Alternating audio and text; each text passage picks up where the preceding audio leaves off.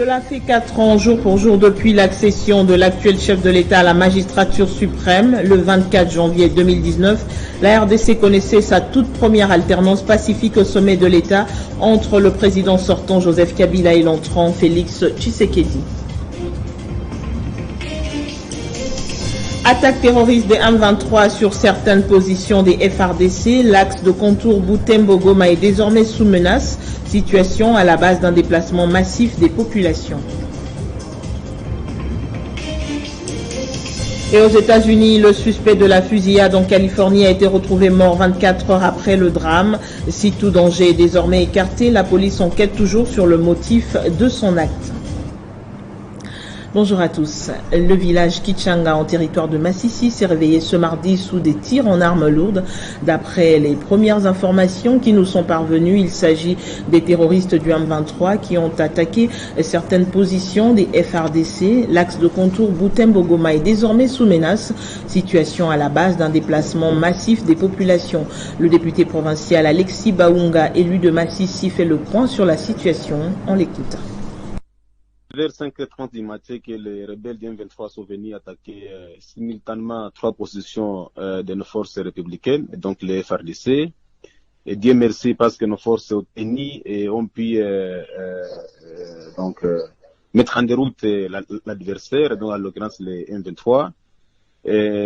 Jusque-là, le bilan n'est pas encore connu parce que vers 11h30, il y a eu encore de détonations du côté Tebero, parce que tenait que les rebelles M23 voulait couper la route Kichanga en passant par Tebero. Donc Tebero c'est entre Kiroliro et Burungu.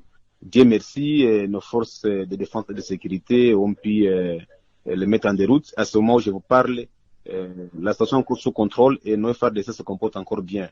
Jusque là on attend, je crois que c'est vers cet après-midi qu'on pourra avoir le bilan exact de ces affrontements. Mais les détonations qui étaient attendues juste à 10 km de Kichanga, au Menala, elles viennent d'être très très éloignées et donc les gens sont maintenant en train de rentrer chez eux dans leurs habitations à Kichanga et autour de la cité de Kichanga. Il y a des gens qui, de peur de détonations, ont pu quitter leur ménage et leur maison pour se déplacer du côté de la Monusco.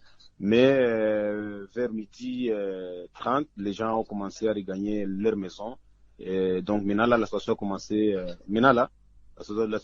à reprendre comme par le passé. Et je crois que vers l'après-midi, elle va encore mieux s'améliorer. Toujours dans l'est du pays, l'État islamique a revendiqué l'attaque qui a coûté la vie à plus de 20 civils. Le groupe djihadiste des forces démocratiques et alliés musulmans d'origine ougandaise est présenté comme sa branche en Afrique centrale. Anthony Mwalushaï, porte-parole des FARDC dans ce secteur, parle de la libération de 4 otages sur les 10 lors de la poursuite des ADF-MTN responsables de l'attaque. Combat toujours en cours entre les forces armées de la République démocratique du Congo et les terroristes djihadistes de ZADF-MTM au long de la rivière Talia.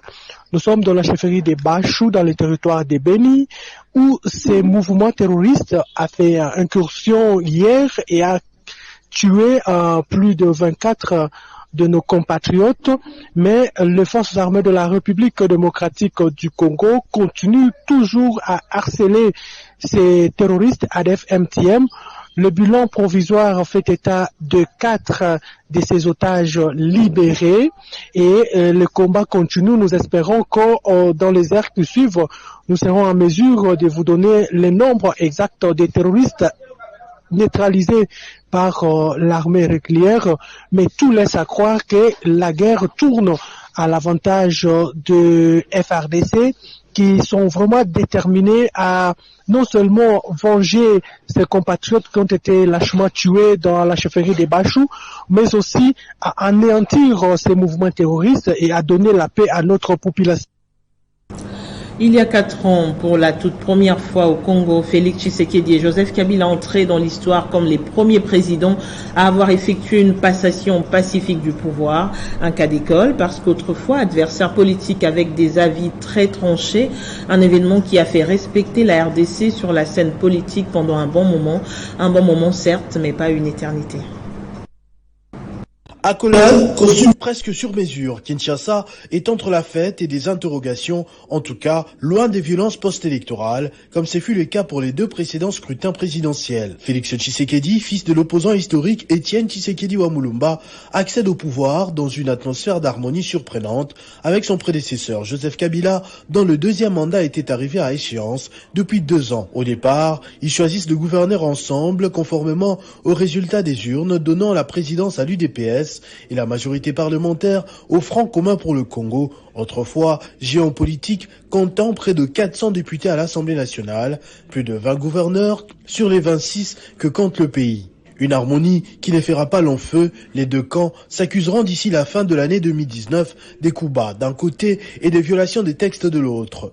Un manque de sincérité de toutes parts qui profitera finalement à la communauté internationale qui n'avait jamais vu d'un bon œil cette réconciliation des Congolais sans l'aide extérieure. 4 ans après, les 2 frères semblent avoir rompu toute relation et ne se sont plus jamais affichés en public ou présentés de vœux d'anniversaire, comme c'était souvent le cas au début du quinquennat. Félix Tshisekedi, qui a fait tomber tous les verrous possibles qui pouvaient donner une marge de manœuvre à son ancien partenaire, s'y repose désormais sur l'union sacrée, une sorte de FCC Cash bis, à la seule différence qu'il en est l'unique patron. À l'exception de quelques apparitions éclairs dans les rues de Kinshasa ou du Katanga, Joseph Kabila, lui, ne s'est plus jamais exprimé publiquement depuis que le FCC a perdu sa majorité parlementaire au profit de cette union sacrée. Il prédira à l'époque l'échec de cette nouvelle formule qui coûterait cher à la République.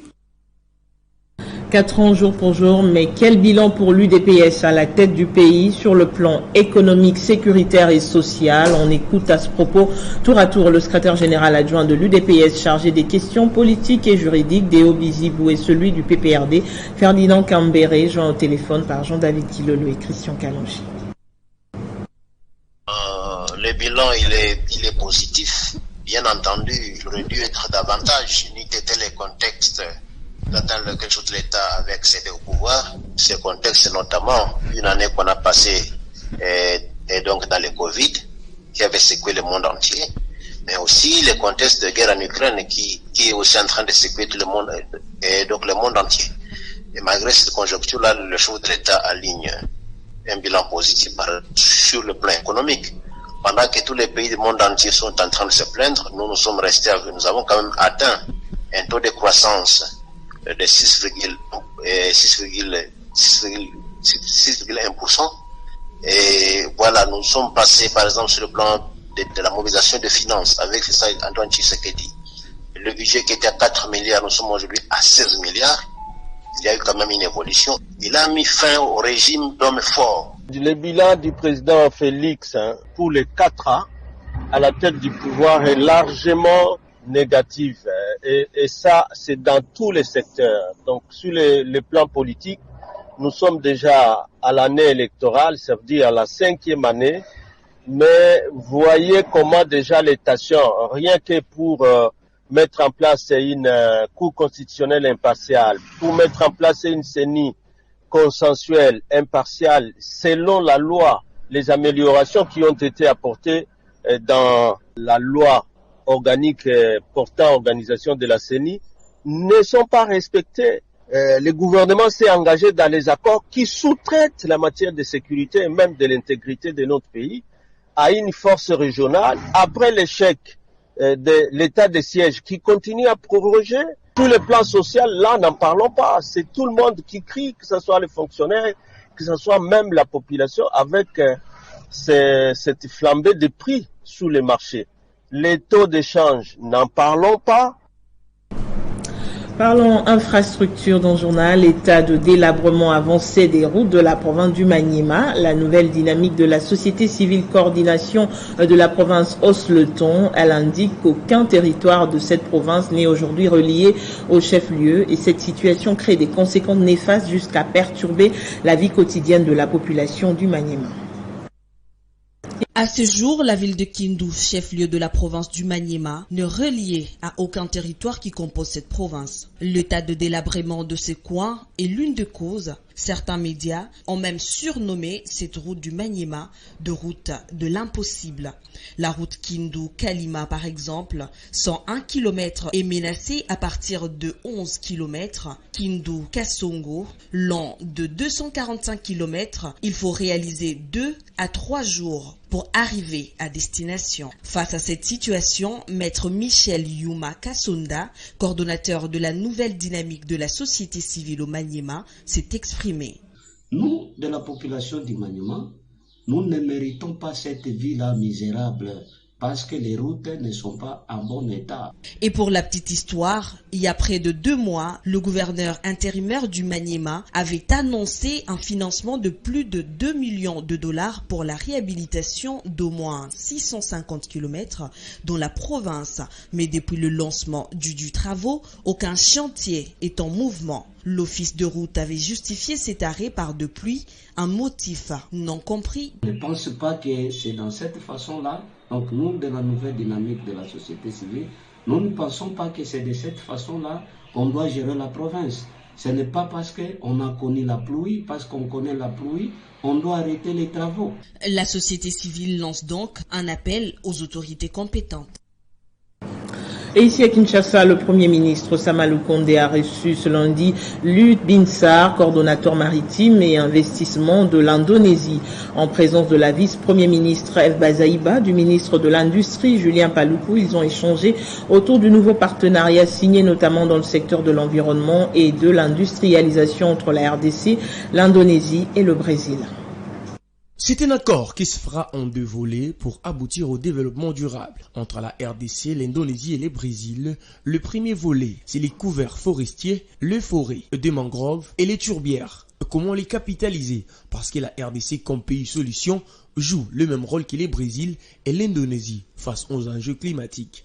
Le deuxième volet est la transformation locale des ressources naturelles en commençant par les bois jusqu'aux minéraux parce que les 3 pays sont tous porteurs des minéraux stratégiques. Merci beaucoup. Mon président m'a chargé de transmettre ses félicitations et toute sa sympathie au gouvernement de la République démocratique du Congo.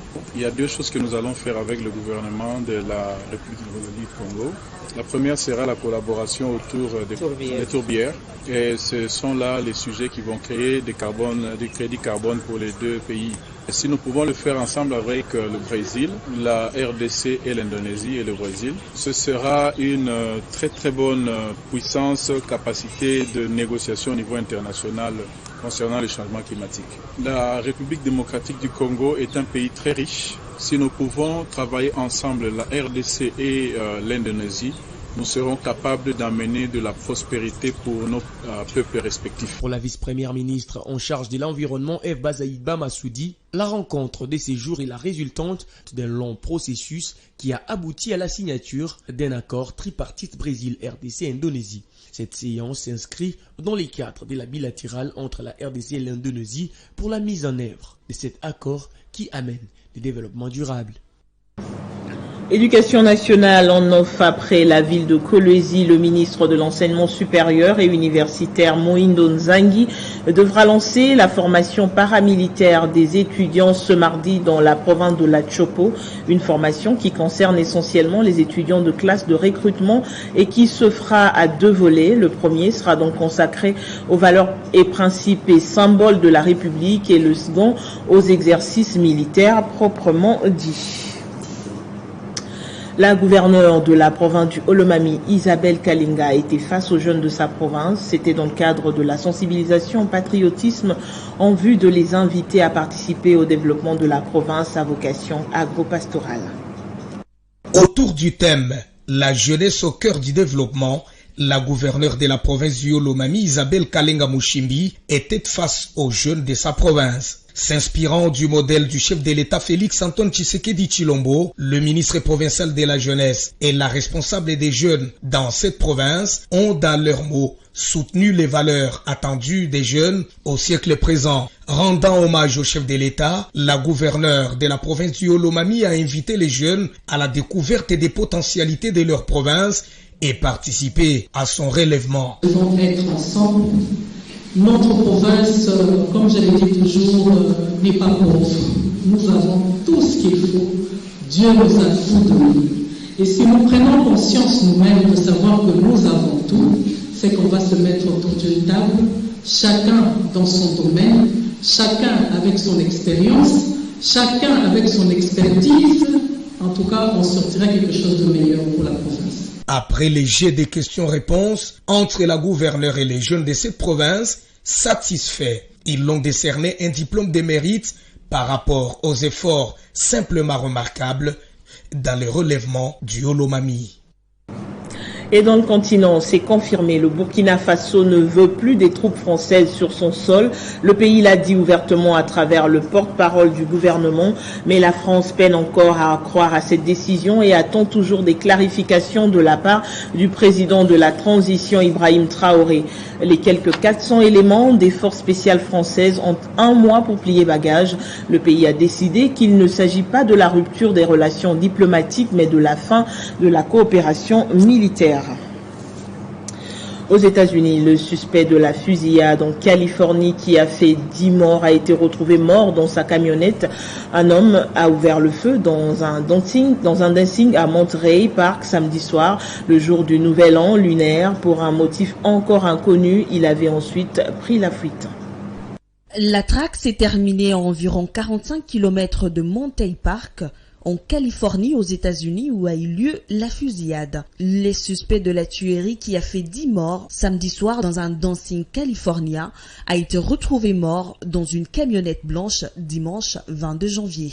Il était blessé par balle et a été déclaré mort sur place, a expliqué le shérif local. Il s'agissait de la chasse à l'homme conclue par un coup de feu tiré depuis l'intérieur de la camionnette blanche de l'homme qui se serait donc suicidé. Cet homme, d'origine asiatique et âgé de 72 ans, il était le seul suspect pour cette fusillade. L'arme retrouvée n'est pas une fusil d'assaut, mais un pistolet d'assaut semi-automatique à chargeur auquel était fixé un chargeur longue durée de la grande capacité. Après avoir ouvert le feu dans un premier dancing, les tueurs présumés étaient allés dans un autre dancing proche, mais y a été désarmé par 2 personnes avant de prendre la fuite.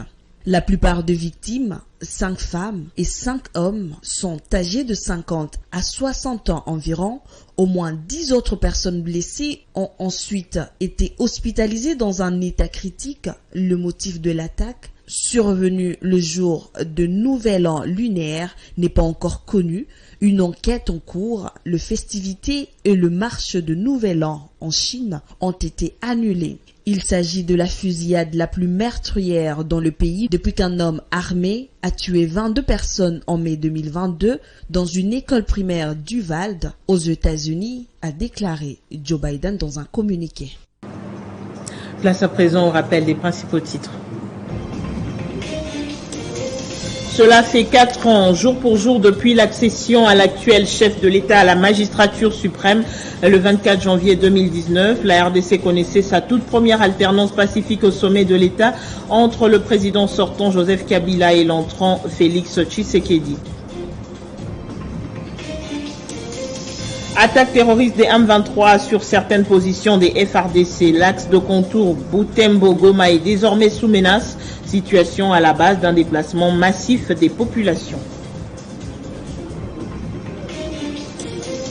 Et aux États-Unis, le suspect de la fusillade en Californie a été retrouvé mort 24 heures après le drame. Si tout danger est désormais écarté, la police enquête toujours sur le motif de son acte. Tout de suite, la revue de presse sur votre chaîne. Ne nous quittez pas.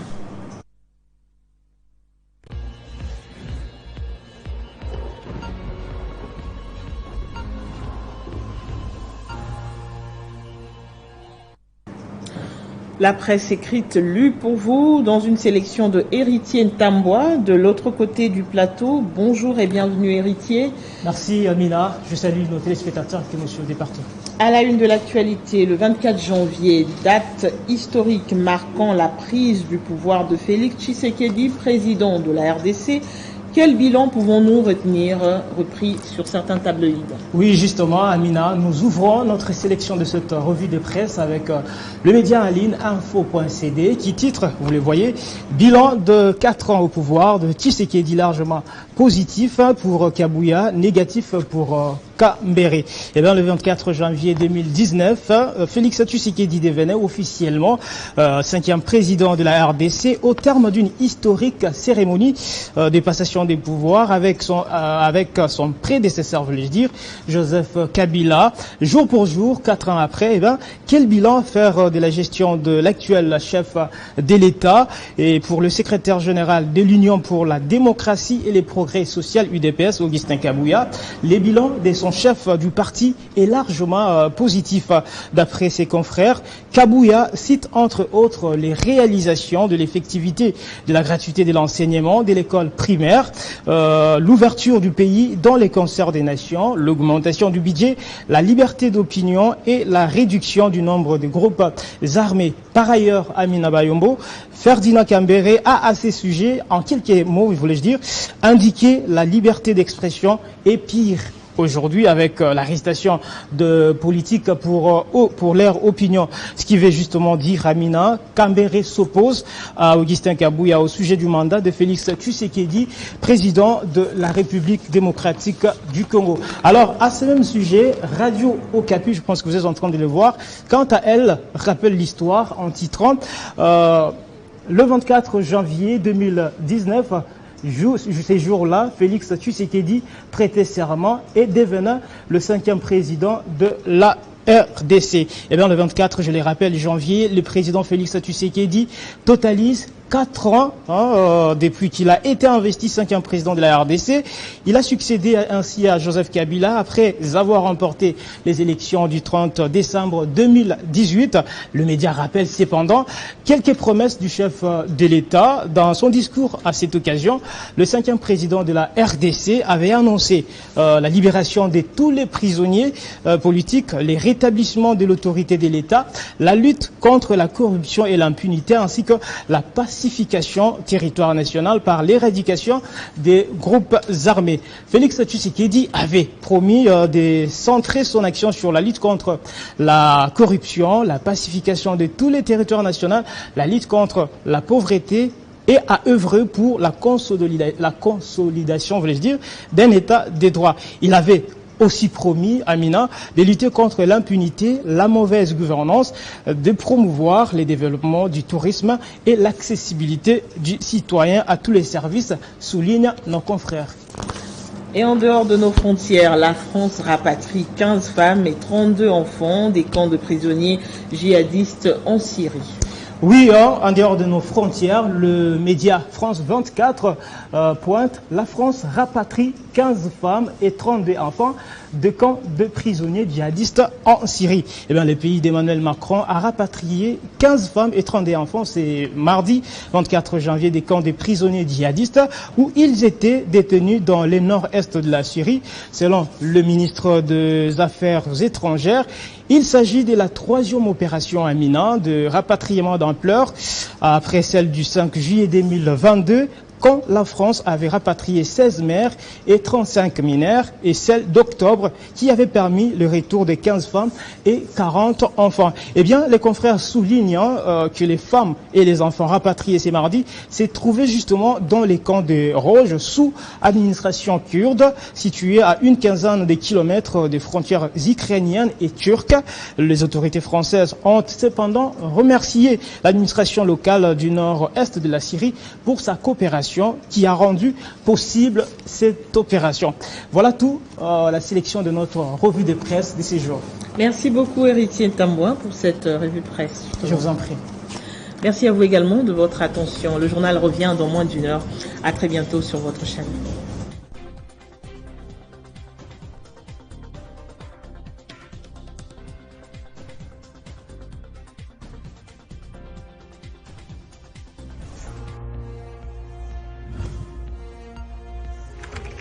L'actualité reste incontinue.